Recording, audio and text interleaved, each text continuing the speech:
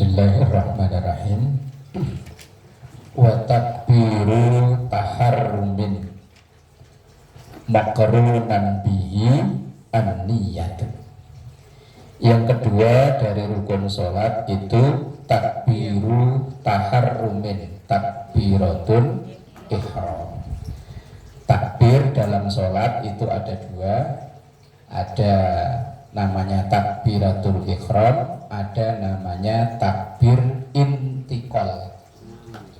Takbir intikal itu takbir tanda perpindahan gerakan, kecuali sami Allahu liman hamidah.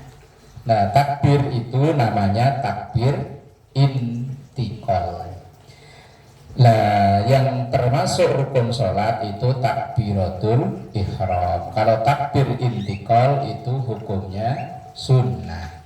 Maka seandainya ada orang sholat pindah-pindah gerak kok diem aja, sah sholatnya. Cuman ke umum ya, rukuk diem, mau sujud diem, tahu-tahu sujud, tahu-tahu rukuk, boleh sah.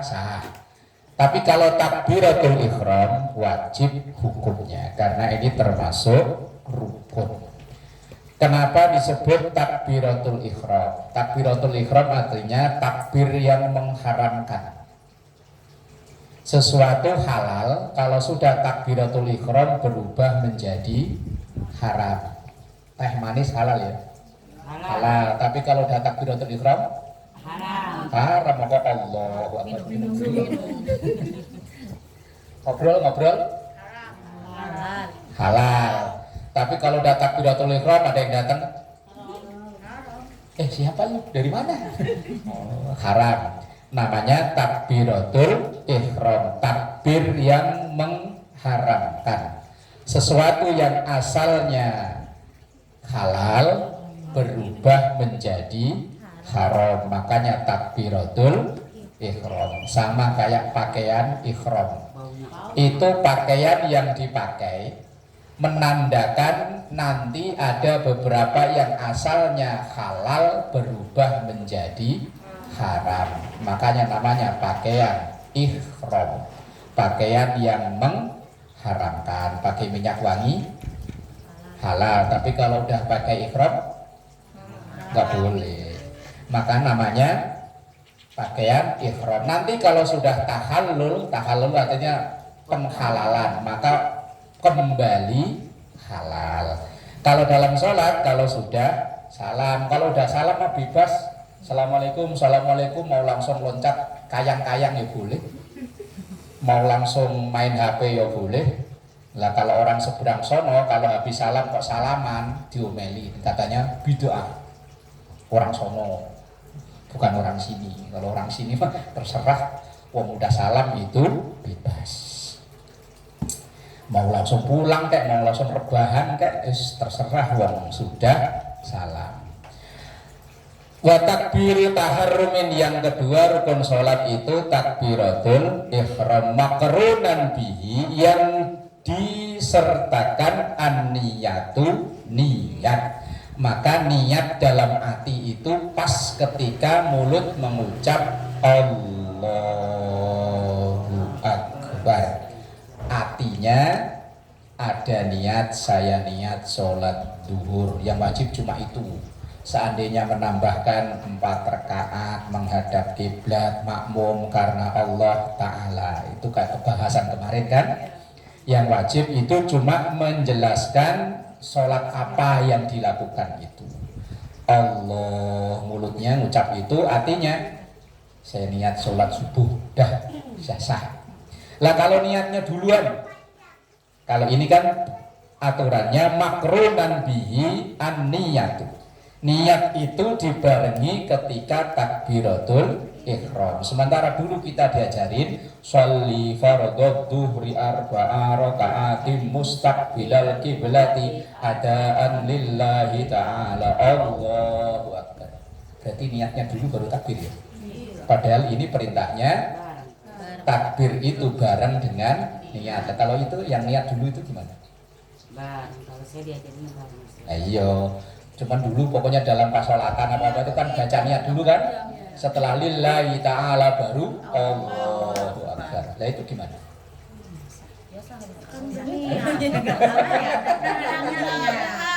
Barang ini ya.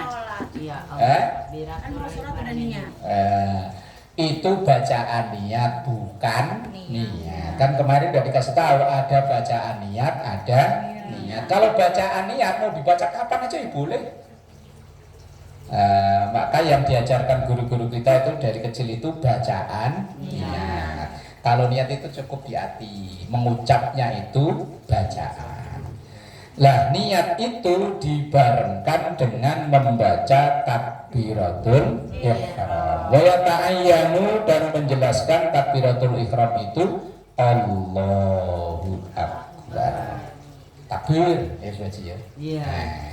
Dalam membaca takbir itu ada beberapa yang hati-hati. Kalau menyengaja itu bisa menjadi dosa, bahkan bisa batal sholatnya, bahkan bisa kafir gara-gara membaca takbir keliru. Satu, tidak boleh memanjangkan lafadz hamzah dalam lafadz Allahnya. Jadi nggak boleh Allahu Akbar, nggak boleh. Itu kalau disengaja dosa. Apa artinya? Beda. Kalau Allahu Akbar, A hamzah dalam lafadz Allah bacanya pendek, itu artinya Allah Maha Besar. Tapi kalau A-nya dipanjangkan, itu kalau dalam ilmu nahwu namanya A istifham. Istifham itu artinya bertanya, meragukan. Kalau Allahu Akbar itu artinya apakah Allah Maha Besar. Kalau A-nya dipanjangkan, Allah itu artinya apakah Allah Maha Besar. Surat Yunus. A itu namanya A istifham. Misalnya di awal Al-Baqarah itu loh ya. A'angzartahum am lam tunzirhum la yu'minun. Itu dibaca a'angzartahum boleh. Hamzahnya cuma dibaca satu, tapi bacanya panjang. Kalau kita kan umumnya bacanya a'angzartahum, itu seandainya dibaca boleh. Itu karena yang satu itu huruf istifham. Istifham itu untuk bertanya. Ya sesuatu ya kalau belum yakin kan dia nanya kan. Nah, ketika membaca takbir Allahu Akbar kok A-nya dipanjangin, seakan dia nggak yakin bahwa Allah Maha Besar. Makanya nggak boleh memanjangkan lafaz itu. Allah nggak boleh. Kemudian yang kedua, memanjangkan huruf ba dalam lafaz akbar. Nggak boleh Allahu Akbar, nggak boleh. Itu biasanya kalau anak-anak takbiran dulu lagunya Pasar Ungu itu begitu, cuman karena mungkin ada yang kritik langsung diaransemen ulang. Allahu Akbar, Allah Maha Besar gitu. Itu pokoknya pertama keluar itu barnya panjang. Mungkin ada yang kritik kali, ada yang ngasih masukan, kemudian diaransemen ulang barnya itu jadi pendek. Karena bahaya. Kalau akbar itu artinya Allah Maha Besar. Tapi kalau akbar baknya panjang. Ini loh. Pantat panci. Ini loh. Iya kalau panci ya pantatnya, kalau gelas ya apa ininya bawahnya? Pantat. Lah iya pantat. Ini pantat gelas gitu ya. Udah masuk Allah Alas. Kalau Allahu Akbar, akbar kalau baknya panjang itu artinya alas itu. Makanya kalau yang punya anak, punya cucu namanya Akbar. Ya kalau orangnya jauh kan panggilnya Akbar. Iya betul. Pantat. Atau lagi ngarah, Akbar, Akbar dibilangannya susah. Ya Allah, maksudnya sih bagus ya. Ngasih nama Akbar itu biar perkasa besar. Tapi kalau keliru nyebut tuh jadinya enggak bagus. Nah, ya, itu membaca takbiratul ihram tidak boleh memanjangkan huruf alif, huruf hamzah dalam lafaz Allah dan tidak boleh memanjangkan huruf ba dalam lafaz akbar dalam membaca Allahu Akbar. Wajibu dan wajib isma'uhu memperdengarkan bacaan Allahu Akbar nafsahu ke dirinya sendiri. Membaca Allahu Akbar itu cukup, yang penting kita dengar. Iya. Lah kalau orangnya bolot gimana? Loh, Allahu Akbar harus diucap, nggak boleh dalam hati. Harus dibaca. Dilafazkan. Karena ini termasuk rukun qauli. Rukun qauli, rukun bacaan dalam sholat itu cuma ada 5. Yang wajib dibaca cuma 5 ini. Yang lain nggak wajib. Takbiratul ihram, Fatihah, tahiyat, sholawat, salam pertama. Cuma 5 itu. Yang wajib dibaca itu cuma 5 itu. Yang lain subhana rabbiyal a'la, subhana rabbiyal azimi, rabbana walad, itu nggak wajib. Seandainya ada orang sholat pengen ngebut banget, pokoknya yang penting 5 ini kebaca udah sah sholat.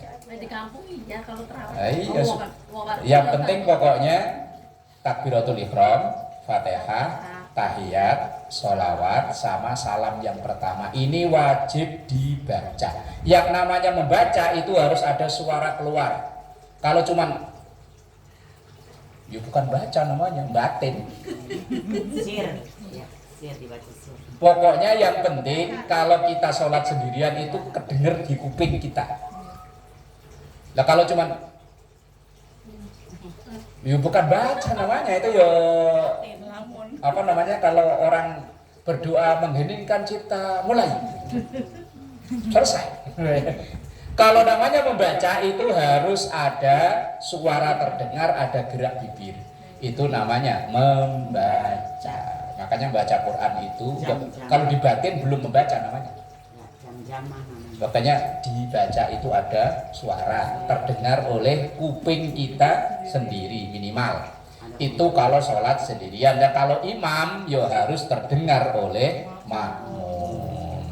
Atau backing vokal. Kalau dalam fikih namanya mukabirus shaut. Kalau kita ya backing vokal. Kalau sholat di Masjidil Haram kan ada backing vokalnya ya. Imamnya suaranya kecil, Allahu Akbar, nanti Allahu Akbar. Nah, backing vokal ya. Ya kalau lagu grup musik kan namanya backing vokal ya. Sonata Femina apa ini. Lah itu memang tuh masa aslinya itu malah bagus, tujuannya biar makmum itu nggak mendului imam. Karena kalau makmum mendului imam, barni aja makruh apalagi mendahului. Itu maksudnya biar nggak ngedului gerakan imam. Ini kadang kalau imamnya gerakannya lamban, makmumnya masih muda, saset-saset, imam kelamaan ini mah. Kalau sendiri aja pulang.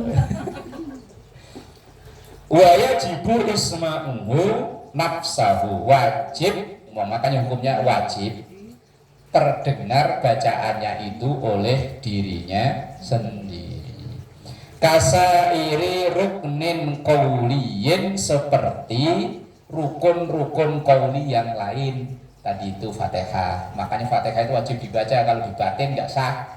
Tahiyat wajib dibaca, sholawat wajib dibaca, salam pertama wajib dibaca. Tadi dibaca itu harus ada gerak bibir, ada suara. 5 itu loh. Takbiratul ihram, Fatihah, tahiyat, sholawat, salam pertama. Cuma itu.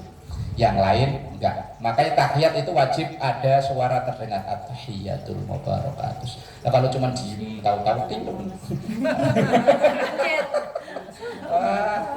enggak sah sholatnya. Wa sunnah, dan sunnah. Nah kalau sunnah itu enggak harus. Kalau tadi kan wa yajibu yang sebelumnya wajib. Nah sekarang wa sunnah. Sunnah jazmu ra'ihi, membaca sukun huruf ra-nya. Allahu Akbar. Kan berarti dibaca sukun, dibaca mati. Kalau ilmu nahwu namanya jazam. Jazam itu sukun. Kalau rafa, dhammah, nasab, fathah, jer, khafat itu kasrah. Kalau jazam sukun. Wa sunnah, dan sunnah jazmu ra'ihi, menjazamkan huruf ra-nya atau membaca sukun huruf ra-nya, membacanya Allahu Akbar. Kalau dibaca Allahu Akbaru ya boleh, cuman sunnahnya dibaca jazam. Sukun itu jazam itu. Wa raf'u kaffaihi, dan mengangkat kedua telapak tangan bikasfin dengan telapak tangan terbuka. Allah, bukan begini namanya, mau nantangin aja berantem. Angkat tangan dengan tangan terbuka. Hawa mangkibaihi, sejajar dengan kedua pundak. Nah, sejajar ini yang dimaknai beda-beda. Kalau saya diajarin guru saya, yaitu yang saya pakai sejajarnya sejajar ke atas. Makanya di atas pundak, makanya ininya nyentuh ke kuping. Ada yang sejajar ke depan. Allah, ada ya. Ya, yang penting kan sejajar sama kan. Iya. Ada yang sejajarnya ke samping. Allah. Bener-bener wong maknanya itu hawa mangkibaihi, sejajar dengan dua pundak. Lah sejajar itu loh yang dimaknai beda-beda. Ada yang sejajarnya ke atas, Allahu Akbar. Ada yang sejajarnya ke depan, Allahu Akbar. Ada yang sejajarnya ke samping, sama-sama bener. Yang nggak bener sejajar ke belakang kali ya. Kalau ke belakang gimana? Yura iso. Yang nggak benar ya nggak sholat. Ya nggak sholat. Wong nggak ngangkat tangan aja sah. Makanya di situ tadi sunnah. Sunnah yang pertama menjazamkan huruf roknya. Sunnah yang kedua mengangkat kedua telapak tangan dengan terbuka dan sejajar dengan pundak. Sejajar dengan kedua pundak. Makanya ada yang takbir begini ben, takbir begini yo sama, takbir ke atas boleh. Ada takbir yang kayak penguin aja ada kayak. Iya. Ya ora apa-apa wis sejajar masih kok ya. Sejajar. Wong patokannya halwa mangkibaihi, sejajar dengan dua pundak. Ma'a taharrumin beserta takbiratul ihram. Yang ngangkat tangan itu yang sunnah selain di takbiratul ihram di apa? Warukuin, ketika mau ruku. Ketika mau ruku itu sunnah angkat tangan. Warafin minhu, atau bangun dari ruku alias i'tidal. Kemudian wa min tasyahhudi awwalin, setelah tahiyat awal, berarti mau ke rakaat ketiga. Berarti yang sunnah ngangkat tangan itu ada 4 dalam sholat. Yang pertama ketika takbiratul ihram, yang kedua ketika mau rukuk, ketiga bangun dari rukuk, keempat setelah tahiyat awal. Itu yang sunnah ngangkat tangan. Selain itu enggak sunnah. Tapi kalau ngangkat tangan boleh, ya boleh aja. Batal sholat enggak, tapi tidak termasuk sunnah. Yang sunnah cuma 4 itu. Takbiratul ihram, rukuk, i'tidal, sama setelah tahiyat awal. Tapi kalau sholat subuh berarti ya cuma 3 ya, kan nggak ada tahiyat awal. Itu yang sunnah ngangkat tangan. Wawad'uhuma, dan meletakkan kedua tangan tahta sodrihi, di bawah dada. Di bawah dada, yo. Dada itu ini apa ini? Ini ya. Ya berarti kan di sini boleh. Ini boleh ke bawah sambil megangin sarung ya apa-apa. Boleh. Jangan mikirin Pak Mansur nggak ada di rumah. Di bawah dada. Wawal uhuma, dan meletakkan kedua telapak tangan ini tahta sodrihi, di bawah dada. Akhiran, sambil memegang biyaminihi, telapak tangan yasarohu, kiri. Berarti kan begini, memegang ini kok itu apa ini? Gelugel karo wong Jawa. Pergelangan. Berarti begini ya. Bukan begini. Allah Akbar. Jadi megangin pergelangan di bawah dada. Yang namanya di bawah dada kan Pak sampai ke bawah terus ya. Iya, mungkin ada yang begini. Bahkan Imam Masjidil Haram As-Sudais itu tangannya agak ke bawah. Yang begini. Yang penting kan di bawah dada. Memang ada di kitab Nihayatuz Zain itu, memang itu agak berbeda sih. Tapi penulisnya Imam Nawawi, makanya rata-rata mohon maaf ya, orang Kulon itu rata-rata kalau sholat memang itu nggak pas ke depan, tapi agak geser ke kiri. Memang fatwanya Imam Nawawi Banten itu iya. Jadi tidak pas di tengah sini, tapi agak geser ke kiri. Tapi ada yang kelewatan, maksudnya ada yang sampai ke sini. Perang kalau di sini perang. Ada yang tangannya diputer dulu ya, ada ya. Pernah lihat ya? Saya ambil lang. Ya saya pernah nanya. Jawabannya itu kata dia tangan kiri nggak boleh mendului tangan kanan, kata dia.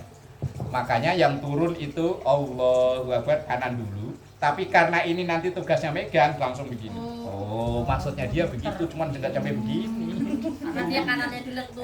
Karena tangannya dulu yang turun begini, baru begini. Tuh. Aslinya cuman gitu tok, cuman karena ada yang berlebihan. Masuk. Ada memang. Masuk tiap hari kayak Ustaz nih. Ada yang begini nih. Ntar kalau sudah sampai tahiyat bahasan itu belum baru takbiratul ihram. Udah pengen kesana aja sih. Nah itu takbiratul ihram. Kalau yang diikuti oleh guru-guru kita, karena ini kan kitab ini matan kitab Fathul Muin itu yang banyak dipakai hampir semua pesantren. Itu pakai syarahnya kitab ini. Makanya guru-guru kita yang ngajarinya kan ya begitu kan. Tangannya ke atas, sejajarnya itu sejajar ke atas, bukan ke depan, bukan ke samping. Kemudian meletakkannya di bawah dada dengan tangan kanan memegang apa namanya tadi? Pergelangan tangan. Itu tata cara takbiratul ihram. Wallahu a'lam bishawab.